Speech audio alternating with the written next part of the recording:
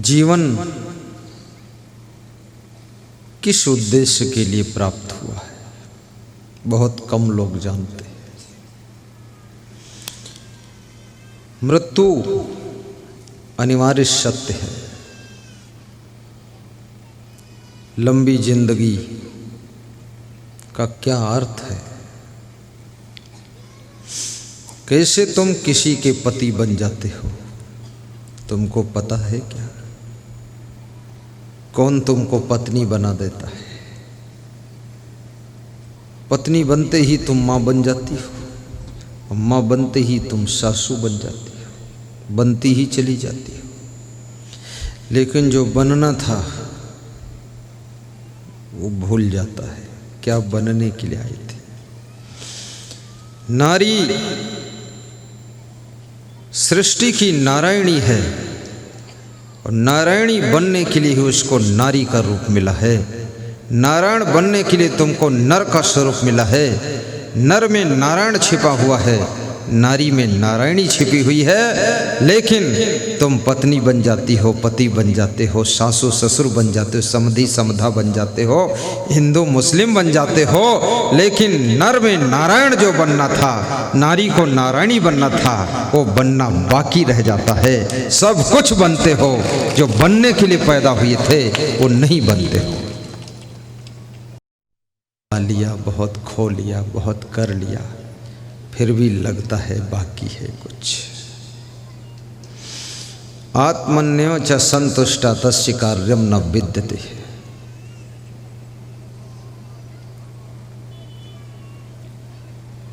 स्यादात्म तृप्तश्च मानवः आत्मन्यो च संतुष्टा। यदि संसार की वस्तुओं को पाकर तुम संतुष्ट होना चाहते हो, संसार की पद प्रतिष्ठा को पाकर के संतुष्ट होना चाहते हो, संसार का वैभव पाकर के तुम तृप्त होना चाहते हो, याद रखना ये निरर्थक व्यायाम है, ये निरर्थक दौड़ है। संसार की चीज़ों को पाकर आज कोई तृप्त नहीं हुआ है। महाराजा भर्तृहरि एक विवाह करके भी संतुष्ट नहीं होते हैं तो दूसरा विवाह करते हैं, दूसरे में भी संतुष्ट नहीं हुए तो तीसरा करते हैं, और तीसरे में भी नहीं संतुष्ट हुए तो सब छोड़ के साधु बन जाते हैं और बिना विवाह के संतुष्ट हो जाते हैं।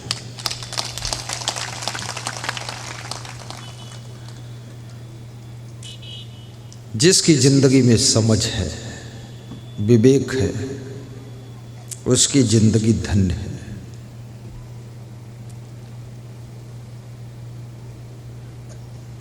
सदगुरु कबीर साहब कहते हैं, जन्म और मृत्यु के बीच का जो टाइम है, इसी का नाम जीवन है।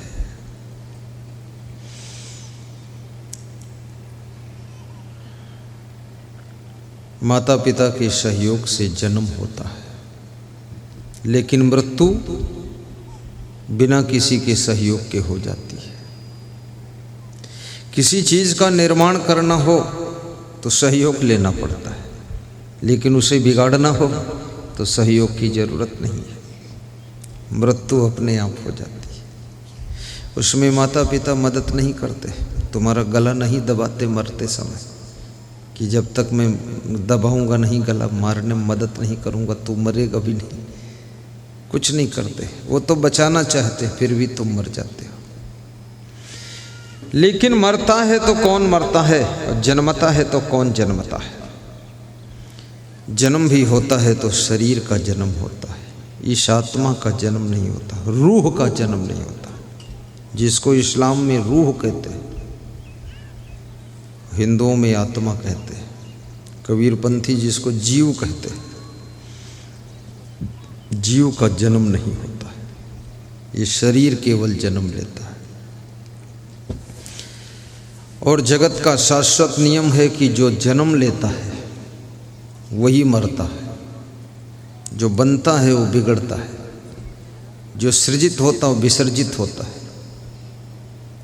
जो बन नहीं सकता वो बिगड़ नहीं सकता, जो जन्म नहीं ले सकता वो मर भी नहीं सकता, जो मर नहीं सकता वो जन्म भी नहीं ले सकता।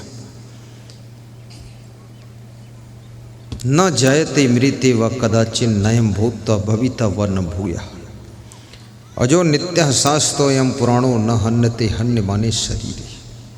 श्री कृष्ण अर्जुन को समझाते, ये आत्मा न मुसलमान है न हिंदू है, ये आत्मा न सिखाई है, न ईसाई है, न सिख है, न जैन है, न यहूदी है, न पारसी है। ये आत्मा जाति पाति मद मजहब से पार है, इसकी कोई जाति नहीं है, इसका तो एक ही रूप है। ये आत्मा जहाँ रहता है वहाँ सिर्फ और सिर्फ ज्ञान करता है। ये ज्ञान स्वरूप आत्मा है, इसमें ज्ञान ही ज्ञान है। शरीर में आँख रहती है, कान रहते हैं, मुंह रहता है, जीभ रहती है, हाथ पैर रहते हैं, लेकिन केवल आत्मा नहीं रहता है। जब आत्मा निकल जाता है तो शरीर को मुर्दा कहा जाता है, और आत्मा न होने पर, जीव न होने पर, रूह के निकल जाने पर ये आत्मा नहीं है। इसलिए आँख है पर देखती नहीं है, कान है पर सुनते नहीं है, जीभ है पर बोलती नहीं है, मुंह है पर कुछ चबाकर खाता नहीं है, हाथ पाँव है पर चलते फिरते नहीं है। याद रखना, जब आत्मा इसके अंदर विराजित रहती है तो आँख देखती भी है, मुंह बोलता भी है और कान सुनते भी हैं। तो इस शरीर का सारा अस्तित्व कौन है? वो आत्मा है, जीव है, रूह है, और यही मेन तत्व है जो इस शरीर को जिंदा रखता है। और ये जिंदा रखने वाले तत्व का नाम ही आत्मा है। और आत्मा जब पवित्रता को प्राप्त करता है, परम कार्यों में लग जाता है, तो इस आत्मा को ही परमात्मा का स्थान दिया जाता है।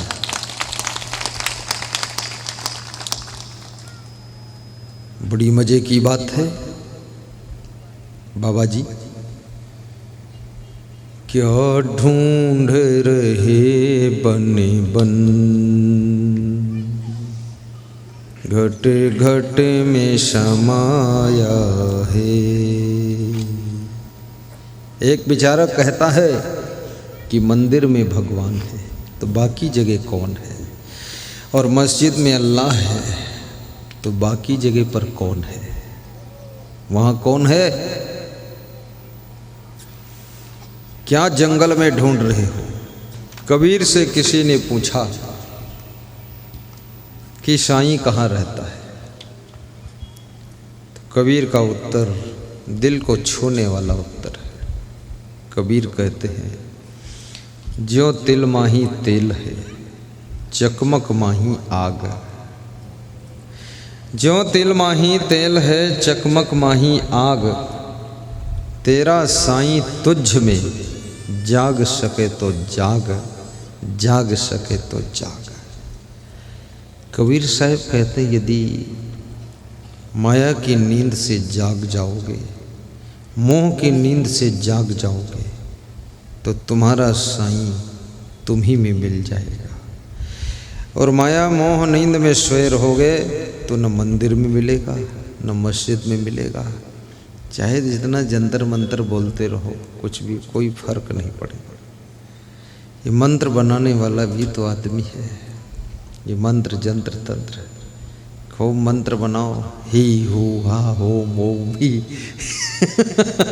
हाँ, सब चाहे जिस भाषा में बोलो, तुमको पता भी नहीं कि तुम जितनी भाषा बोलते हो, तुम्हारी भाषा कोई भगवान समझता है। तुम हिंदी, इंग्लिश, संस्कृत, उर्दू, फारसी, अरबी और खरबी जो भी बोलो, वो समझता है कि नहीं समझता? तुम कहाँ गुजराती बोलते जा रहे हो, हैया रे दैया रे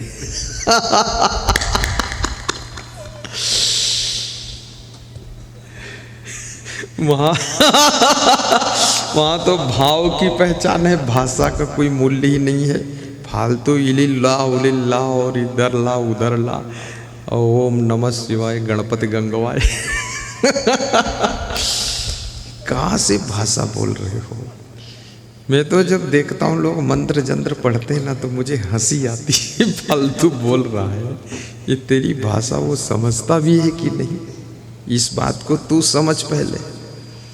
जहाँ सब भाषाओं का अंत हो जाता है, जहाँ पर केवल भाव ही भाव रह जाता है, वहीं पर आत्मा जो है परमात्मा के रूप में बदल जाता है।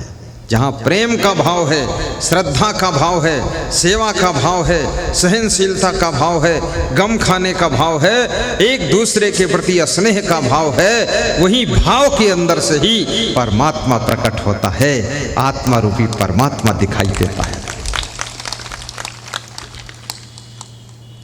ज्यों तिल माही तेल है, चकमक माही आग, तेरा साईं तुझ में जाग सके तो जाग। कबीर साहब जागने की बात कह रहे हैं। जागना है, किससे जागना है, कब जागना है, कैसे जागोगे? माया की नींद से जागना है, मोह की नींद से जागना है। उम्र बढ़ने के बाद शरीर की नींद कम हो जाती है। बहुत से लोगों को नींद आती नहीं है, बचपन में नींद जाती नहीं है, अज्ञानी की नींद जाती नहीं है, और जो अज्ञानी भी नहीं है वो ज्ञानी भी नहीं है, उसको नींद आती भी नहीं। नींद दो ही को आती है, खूब आती है, या तो ज्ञानी को नींद आएगी और या अज्ञानी को नींद आएगी। जो अज्ञानी है, जिसको कुछ ज्ञान ही नहीं है आगे पीछे क्या हो रहा है, वो बहुत सोएगा। और जो ज्ञानी है वो समझ गया जो हो रहा है वो ठीक ही हो रहा है, वो भी सो जाएगा। लेकिन जो ज्ञानी नहीं है और अज्ञानी भी नहीं है, ज्ञानी और अज्ञानी के बीच में फंसा है, तो वो नहीं सो पाता है, उसको फिर नींद नहीं आती। इसलिए बहुत से लोग कहते हैं हमको नींद नहीं आती है। पर कबीर कहते हैं जागो। तो किस नींद से जागना है? शरीर की नींद से जागने की बात कबीर नहीं कह रहे। कबीर मन की नींद से जगाना चाहते हैं। मन की नींद, धन की नींद, मोह की नींद, लोभ की नींद, काम वासना की नींद, क्रोध की नींद, अभिमान की नींद, बहुत सी नींदों में सोया हुआ है जी। कठोपनिषद के ऋषि ने भी कहा है, उत्तिष्ठित जागृत प्राप्त वरान निबोधत क्षुरस्य धारा दुरत्या दुर्गम पथस्तत् कवयो बदंती। कि हे साधक, ये ज्ञान का मार्ग छुरे की तेज धार के सदृश मार्ग है। इस ज्ञान के मार्ग पर चलना बहुत कठिन, जैसे छुरे की धार पर चलना कठिन है। छुरे की धार पर चलो तो कट जाओ, ऐसे ज्ञान का मार्ग है। इसलिए विवेकानंद इस सूत्र का बहुत प्रयोग करते थे। ये कठोपनिषद का मंत्र है। उत्तिष्ठित माने उठो। कहाँ कहाँ तुम बुराइयों में बैठ गए हो, कहाँ कहाँ तुम अवगुणों में बैठे हुए हो, वहाँ से उठो। पहले उठने को कह रहा है ऋषि, उत्तिष्ठित। फिर कहता है जागृत, जागो, जाग जाओ, होश में आ जाओ। तुम बेहोश हो, मूर्छित हो, और होश में कौन ला सकता है? जब लक्ष्मण जी बेहोश हुए थे तो उनको होश में कौन लाया था? सुषेण वैद्य। और वैद्य कौन होता है? डॉक्टर होता है। और डॉक्टर कौन होता है? जो दवाई देता है। दवाई देता वो कौन होता है? वैद्य होता है। तो वैद्य कौन होता है? वही डॉक्टर होता है। फालतू बात। सोचो, मजेदार बात है। वैद्य, डॉक्टर, वैद्य उसे कहते जड़ी बूटी घिसता है। तो संजीवनी बूटी लाया कौन था? हनुमान जी। बताया कौन था? कौन बताया था? हैं? सुषेण वैद्य। और लाया कौन? हनुमान जी। और पिलाया किसको? लक्ष्मण जी को। होश आ गया। तो समझना इस बात को। रामायण में लिखा है वैद्य कौन है? सद्गुरु वैद्य। वचन विश्वासा। सदगुरु को वैद्य कहा है मानस में कि सदगुरु वैद्य। तो सदगुरु वैद्य कैसे? क्या वो कोई बीमारी का इलाज करता है? शरीर की बीमारी का इलाज सदगुरु नहीं करता है। शरीर की बीमारी का इलाज तो बहुत से डॉक्टर लोग करते हैं। MBBS, AMBS, BAMS doctor MD करके बैठे हैं, बोर्ड लगाकर, क्लिनिक खोलकर, हॉस्पिटल खोलकर। सरकारी हॉस्पिटल में भी इलाज होता शरीर की बीमारियों का। लेकिन शरीर से ज़्यादा जटिल बीमारी है मन की बीमारी, मानसिक बीमारी। ये मानसिक रोग, और मानसिक रोग का जो इलाज करता है उसको सदगुरु कहते हैं। वो सदगुरु वैद्य है और उसकी वाणी, उसका ज्ञान वही ट्रीटमेंट असली है। अपनी वाणी के द्वारा तुम्हारी मानसिक बीमारियों को दूर करता है। मन में बहुत सी बीमारियां हैं, काम, क्रोध, लोभ, मोह, ईर्ष्या, द्वेष, अहंकार, पक्षपात, छल, कपट, बुराई, नशा, व्यसन, फैशन, टेंशन, ये सब मन की बीमारी है। जो फैशन है ना, ये फैशन फालतू नहीं है, ये मन की बीमारी है। ये मन की बीमारी झलक कर बाहर आई, छलक कर बाहर आई। जैसे बाल्टी में ज़्यादा ऊपर तक भर दो तो छलक जाता है, ऐसे अंदर वासना भरी है, वो फैशन के रूप में छलक रही है। तो पेंट में छेद कर लेते हैं लोग, ये भी फैशन है। इतना अच्छा कपड़ा है पेंट का, मजबूत कपड़ा, जीन्स की पैंट, उसमें 2-3 जगह छेद करते हैं। जांग के पास छेद, घुटने पर छेद। चलो गनीमत है जो पीछे छेद नहीं किया नहीं तो पूरा अमेरिका दिखाई पड़े, पागल कहीं का।